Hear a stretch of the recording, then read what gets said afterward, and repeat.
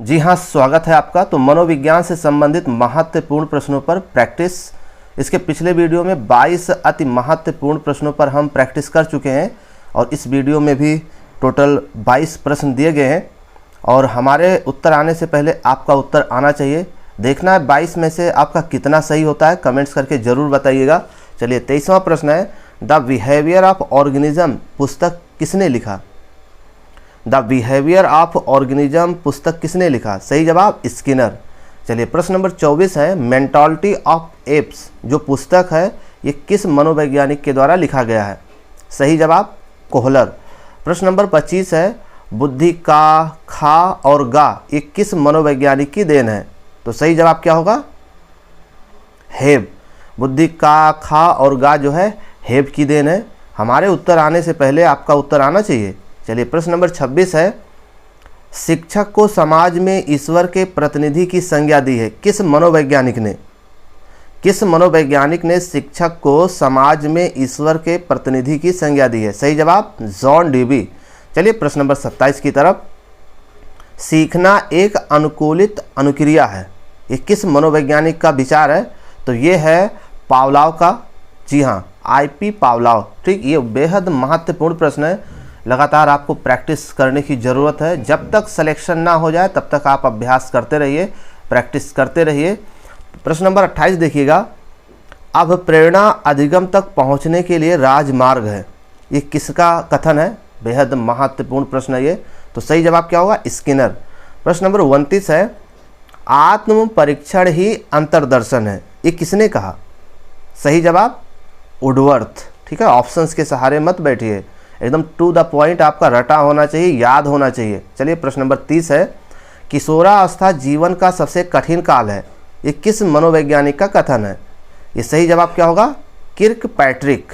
ठीक, चलिए प्रश्न नंबर 31 है, बाल्यावस्था जीवन का सबसे अनोखा काल है ये किसने कहा? बाल्यावस्था जीवन का सबसे अनोखा काल है ये किसने कहा? सही जवाब कोल और ब्रूस। ठीक, चलिए प्रश्न नंबर 32 है, ऐसी वृद्धि जिसका मापन संभव हो, ठीक है, ये किसने दिया? ये किसने कहा? सही जवाब सोरेनसन। प्रश्न नंबर 33 है, मनोविज्ञान व्यवहार का निश्चित विज्ञान है ये किस मनोवैज्ञानिक का कथन है? सही जवाब वाटसन। सभी प्रश्न बेहद महत्वपूर्ण है, इसमें कोई भी प्रश्न छोड़ने लायक नहीं है। प्रश्न नंबर 34 है कि किसी कार्य को तुरंत नहीं सीखा जा सकता ये किस सिद्धांत से संबंधित है?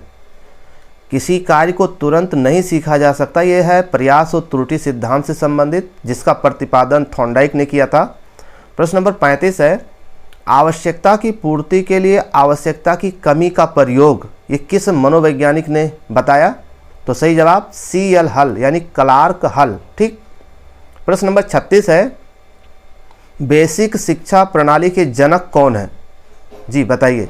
बेसिक शिक्षा प्रणाली के जनक हैं महात्मा गांधी। चलिए प्रश्न नंबर 37 की तरफ, कैलीकॉक परिवार का अध्ययन किसने किया? बताएं। कैलीकॉक परिवार का अध्ययन किसने किया? सही जवाब गोडार्ड। प्रश्न नंबर 38 है, सर्वाधिक क्रियाशील ऊर्जा प्राप्त होती है किससे? वसा से, कार्बोहाइड्रेट से या प्रोटीन से या पोषक तत्वों से? सही जवाब कार्बोहाइड्रेट्स इसका होगा। प्रश्न नंबर 39 है, स्मृति पर सर्वप्रथम प्रयोग किस मनोवैज्ञानिक ने किया था? सही जवाब एबिंगहास।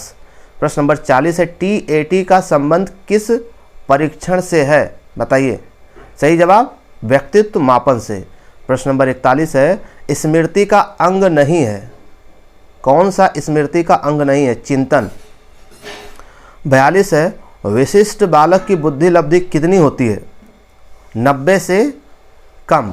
ठीक, चलिए प्रश्न नंबर 43 है, हाँ ये पूरी प्रश्न पढ़ लीजिए। विशिष्ट बालक की बुद्धि लब्धि कितनी होती है? 90 से कम और 140 से अधिक होता है। इसका सही जवाब ये होगा। ठीक है, इसको सही कर लीजिएगा। प्रश्न नंबर 43 है, CAT का प्रतिपादन किस मनोवैज्ञानिक ने किया था? तो CAT का प्रतिपादन ये जो किया था वेलॉक ने किया था। तो ये थे मनोविज्ञान के महत्वपूर्ण प्रश्न। और भी प्रश्नों पर प्रैक्टिस इसके नेक्स्ट वीडियो में करेंगे। कमेंट्स करके ज़रूर बताइएगा कि आपका कितना उत्तर सही था। धन्यवाद।